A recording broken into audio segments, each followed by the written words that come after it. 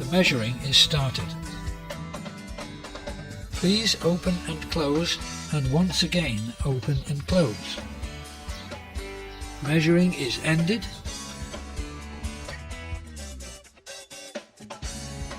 And the measuring bow is removed. The indicator pin is inserted on the right side of the bow, and measuring is started once again. During ongoing measuring, the pointer is aligned on the optical and acoustic control to the hinge axis point. In the Digma display, the actual position of the pointer is shown, which has to be guided to the middle of the axis cross. The hereby displayed individual hinge axis can then be marked with a pen. Accordingly, this takes place also for the second axis point. Upper jaw model installation with individual centric axis. The clamp is pushed onto the bite fork, inserted and then firmly screwed in the guide of the face bow. Then, by firmly screwing the clamp, both parts are fixed to each other.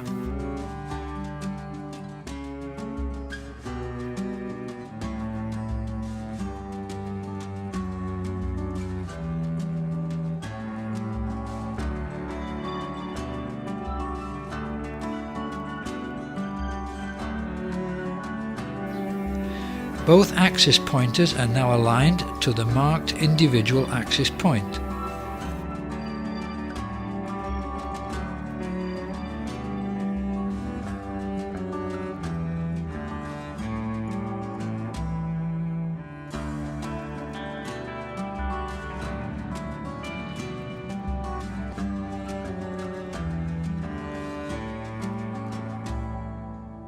The face bow can now be removed in the usual way.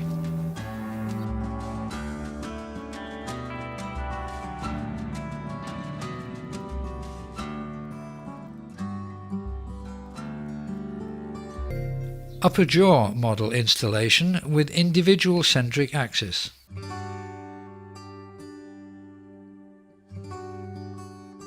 The face bow can now be aligned with the axis pointers to the articulator's axis.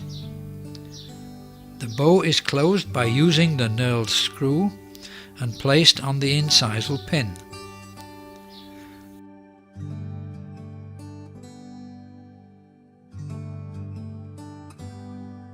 The bite fork support is raised and stabilized as the face bow by the model installation.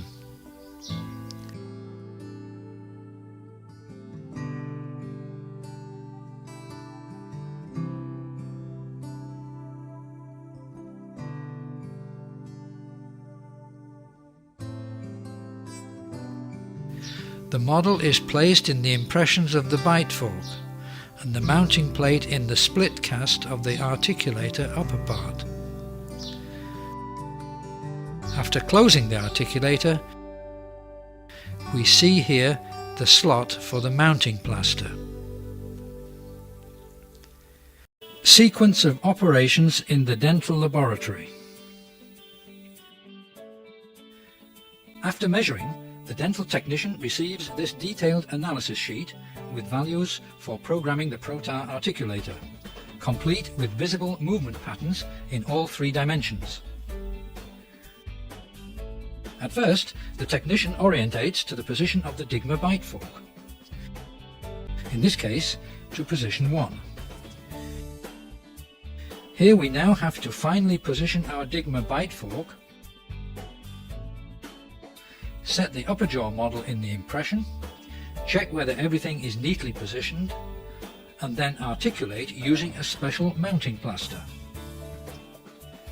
It is important that the plaster is mixed to a creamy consistency and is not too thick. First of all, we put plaster on the model.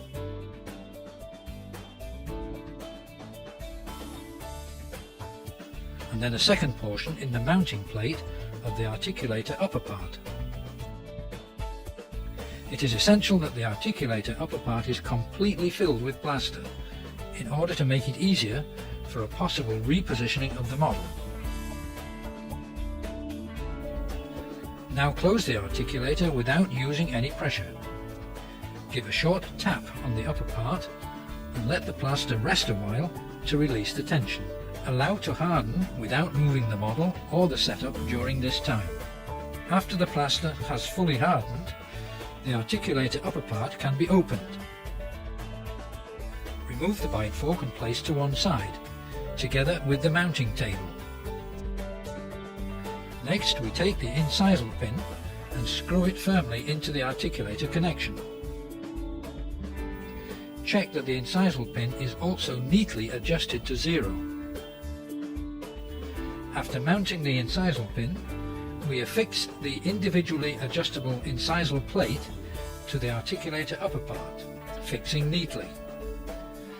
Now we can close the articulator.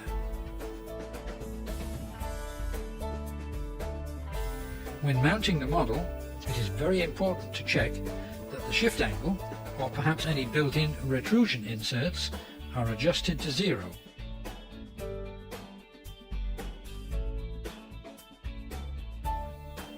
Check both sides and fix. Now we can turn the articulator over so that the upper part lies underneath. With the help of the obtained centric registration, we can now set the lower jaw model in the articulator with the mounting plaster. Open the articulator, check that the centric locks are firmly shut, and check for a neat positioning of the central registration. If necessary, we have to fix any deep fissures or interdental peaks with an instrument.